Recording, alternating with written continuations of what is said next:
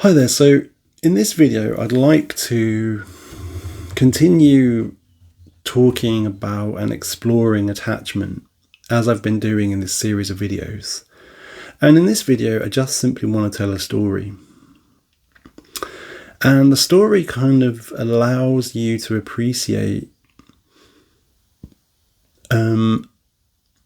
how in the real life, real world, people's ingrained models of attachment or styles of attachment might begin to be changed.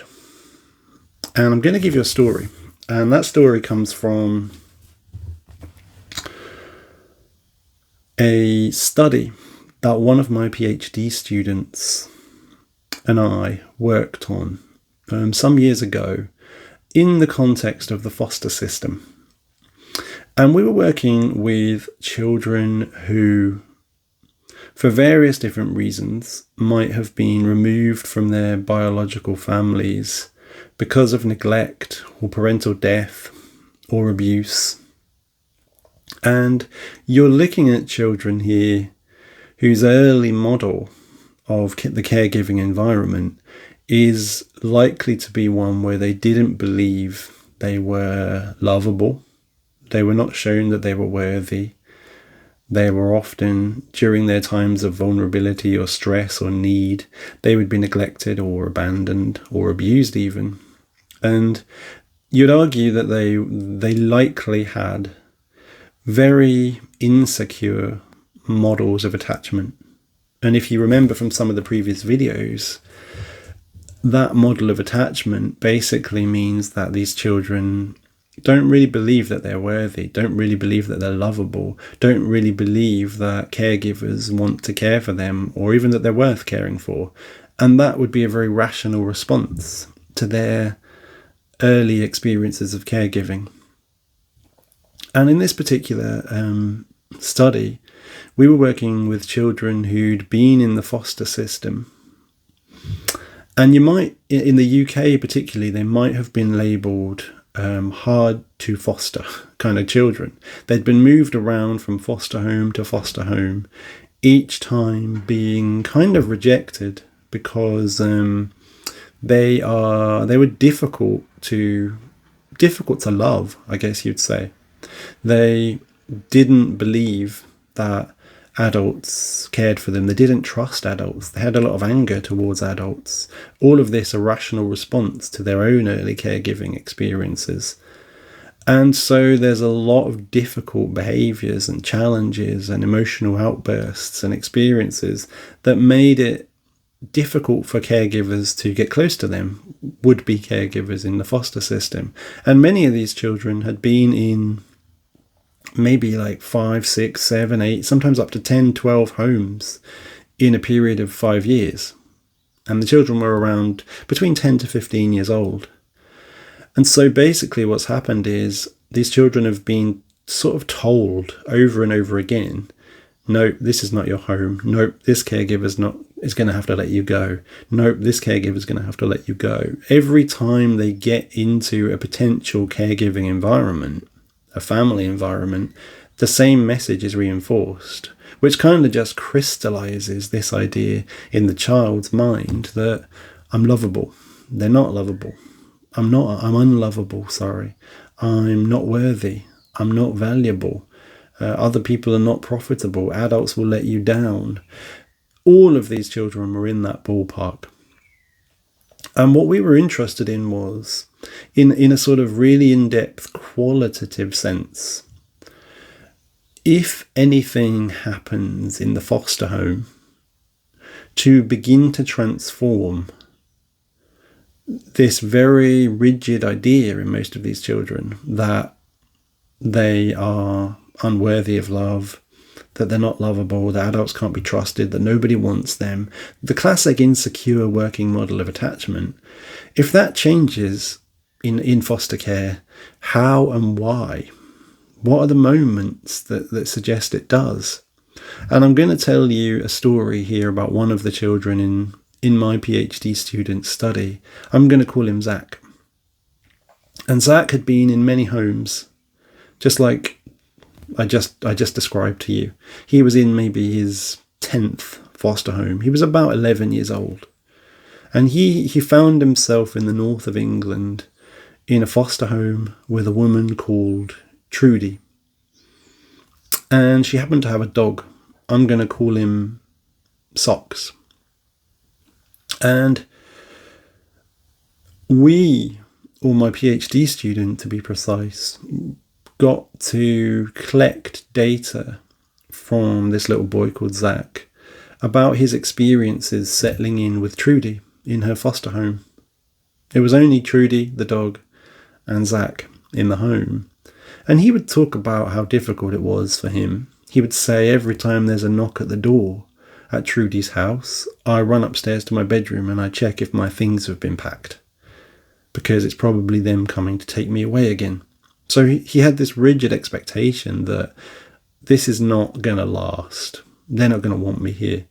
I'm not going to be safe here. I'm not going to be secure here. He had a very ingrained idea of attachment that was very insecure. He didn't feel safe or secure. He couldn't trust others. And he had a real defense up, as most of these children did, which suggests they've got this really rigid model of attachment that has developed in response to their story, their life.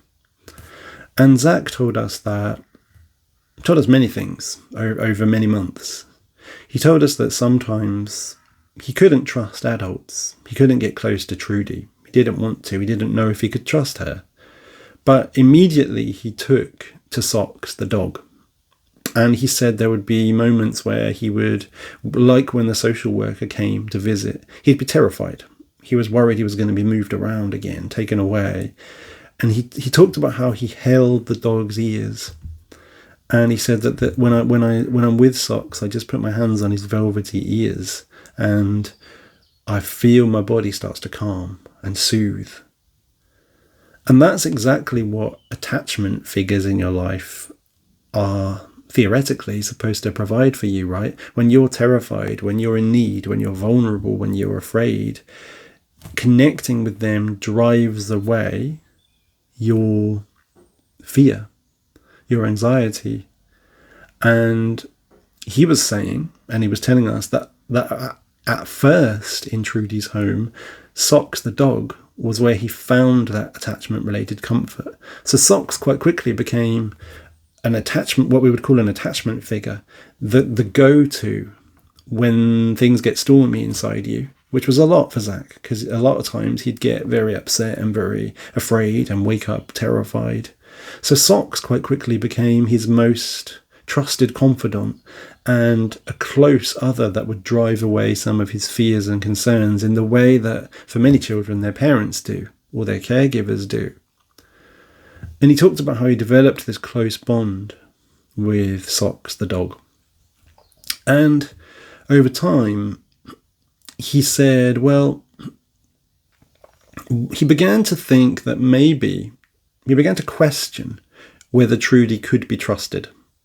He's quite rigid in his ideas initially that she can't. And he's not going to allow that sort of guard to drop quickly. But he used to say things like, well, sometimes I know that Socks, when he's naughty, like he might eat some cake off the table or something, she's nice to him. She tells him he's done something naughty, but she's nice to him and she still loves him and she doesn't get rid of him.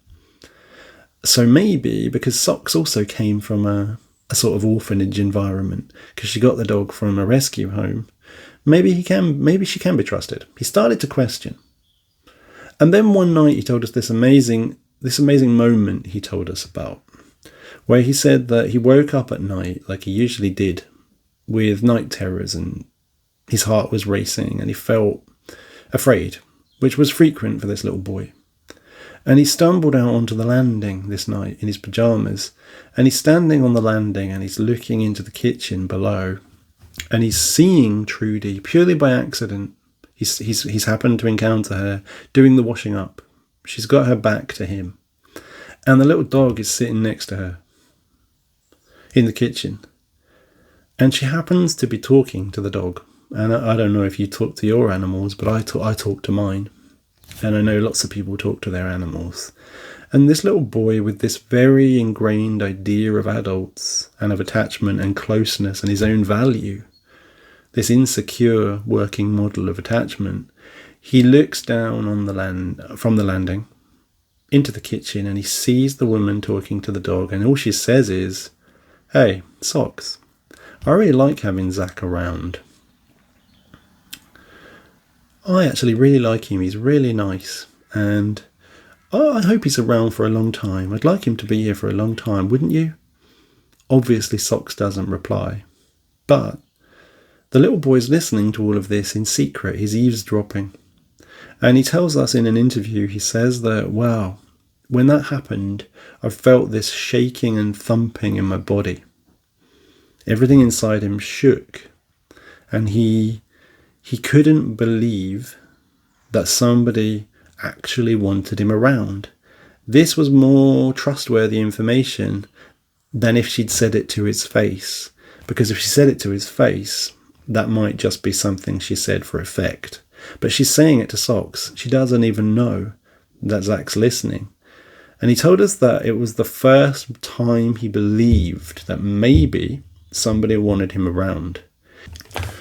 What I'm saying here is that moment challenged this little boy's working model of attachment, which was rooted in ideas that he's not valuable, he's not lovable, others don't want him around. It was a moment in his life where maybe his model of attachment got challenged. And over time, this little boy began to trust Trudy, the woman. And she began to become, for him, a relationship where the usual way of attaching began to shift a little bit.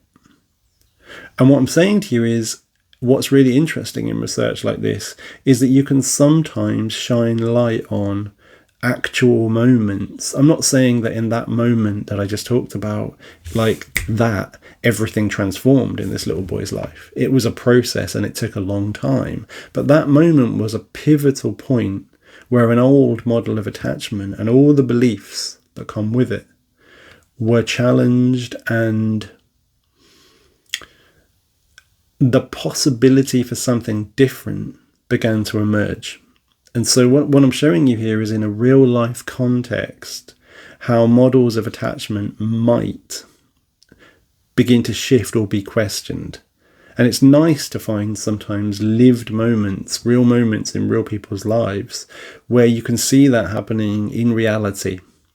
And so when attachment models shift or change, even really ingrained models like the ones in this child here, whose model of attachment has been over and over again reinforced into a very insecure model, it's possible for that to be challenged.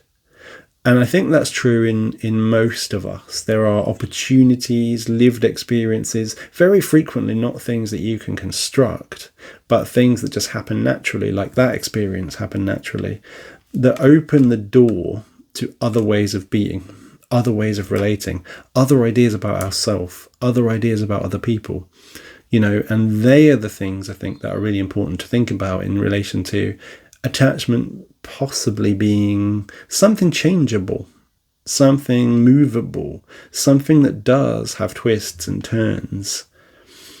And this example, this story here, helps you to illustrate that. It also helps you illustrate for you, I should say, just how interesting and important things like animals can be, and our relationships with animals in the context of things like foster care.